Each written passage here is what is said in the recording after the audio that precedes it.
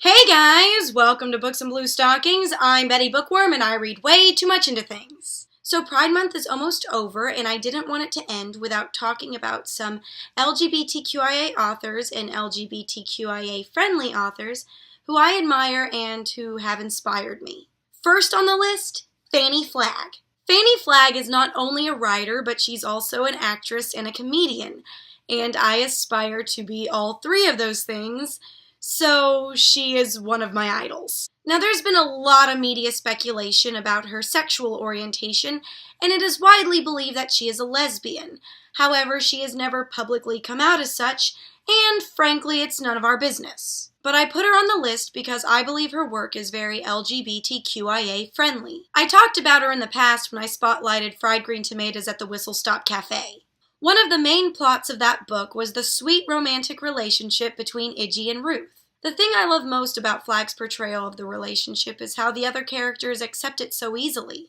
Keep in mind, Ruth and Iggy's story takes place in the South in the 1930s. But the other characters never say anything slanderous to the couple, nor do they try to label them or single them out. They just accept that these two women love each other and that they're raising a child together.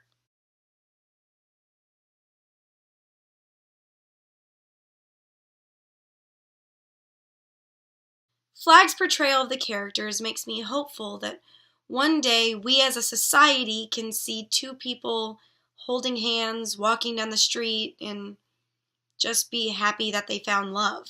Next on the list, say hello, Riff. Hello. That's right, Richard O'Brien.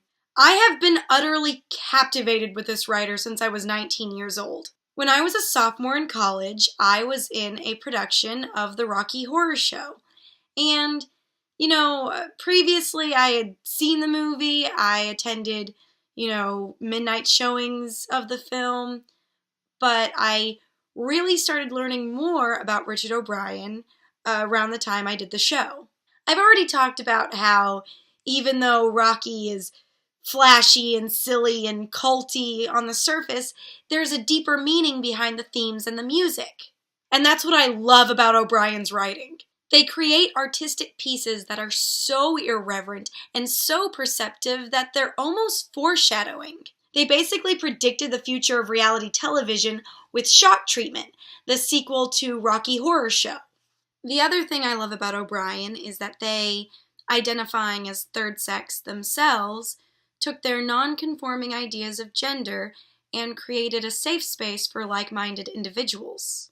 All over the country, and maybe even some parts of the world, people come to a midnight screening of the Rocky Horror Picture Show, and they dress the way they want to dress, they identify the way they want to identify, and they basically get to be whoever they want to be.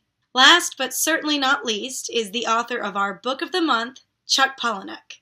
Palahniuk is not the first, nor is he the only gay author to write such subversive material, but he is the most entertaining. Just my opinion. What praise can I give this man that I haven't given to him before? His transgressive anti-heroes help to lend a voice to anyone who may feel like an outsider, and often that includes members of the LGBTQIA community. His works, like Invisible Monsters, not only help audiences empathize with the struggles of the community, but it also pokes fun and satirizes homophobia and toxic masculinity. These three writers came into my life when I needed them most. I performed in the Rocky Horror Show after getting out of a less than great relationship. I read Fried Green Tomatoes after graduating college and not really knowing what I wanted to do with my life. And Chuck Palahniuk, his books have been a constant in my life since I was 16 years old.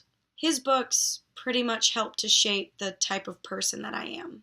These writers are very special to me, and y'all should give them a try. Now, I'm pretty disappointed in myself because I only talked about 3 writers in this video. But instead of dwelling in my self-disappointment, I am going to go to my local bookstore and enhance my knowledge of LGBTQIA literature.